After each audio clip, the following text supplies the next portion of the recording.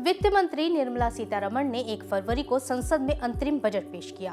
वित्त मंत्री ने कृषि और जलवायु क्षेत्र में नैनो डीएपी का इस्तेमाल करने की बात कही। छठी बार बजट पेश करने वाली वित्त मंत्री ने बजट में किसानों के लिए क्या कुछ खास रखा या नहीं, चलिए आपको बताते हैं। नमस्ते, मैं हूं सुनैना सिंह, आप देख रहे हैं न्यूज नेशन।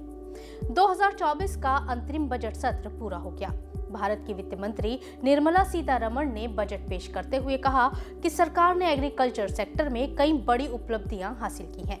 वित्त मंत्री ने बताया कि साल 2023 में सरकार की तरफ से 11 करोड़ 8 लाख किसानों को वित्तीय सहायता मिली है।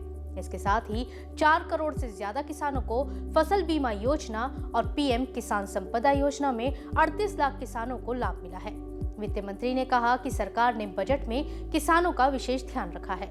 पीएम किसान संपदा योजना से 10 लाख रोजगारों का निर्माण हुआ है। सरकार आने वाले दिनों में कृषि और जलवायु क्षेत्र में नैनो डीएपी का इस्तेमाल करेगी। स्किल इंडिया मिशन से 1 करोड़ 4 लाख किसानों को फायदा मिला है।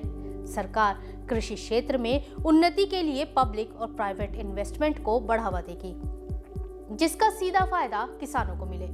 वित्त मंत्री ने कहा कि इसके साथ ही केंद्र सरकार ने फसल कटाई के बाद होने वाले नुकसान में कमी लाने के लिए कई प्रयास किए हैं, जिससे किसानों की प्रोडक्टिविटी और आमदनी में बढ़ोतरी हुई है।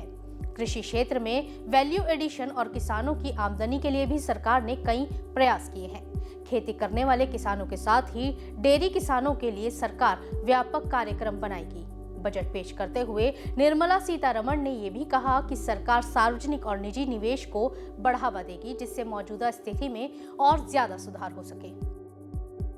इतना ही नहीं, सरकार के अंतरिम बजट में किसानों के लिए सरकार की नीति बताते हुए वित्त मंत्री ने कहा कि तिलहन में आत्मनिर्भरता के लिए सरकार नीति बनाएगी। ज्यादा उपज देने वाले अनुसंधान कृषि तकनीकों को व्यापक पैमाने पर आधुनिक किया गया है, जिसका फायदा किसानों को मिल रहा है। इसके साथ ही नैनो यूरिया को सफलतापूर्वक अपनाया गया है। पीएम किसान योजना के तहत सरकार 3 समान मासिक किश्तों में हर साल 6,000 रुपए का वित्तीय लाभ प्रदान करती है। ये पैसा किसान परिवारों के बैंक खातों में डीबीटी के जरिए पहुंच जाता है। इसके साथ ही खाद्यान्न की चिंताओं को दूर करने के लिए भी सरकार ने 80 करोड़ लोगों को निःशुल्क खाद्यान्न उपलब्ध कराया है।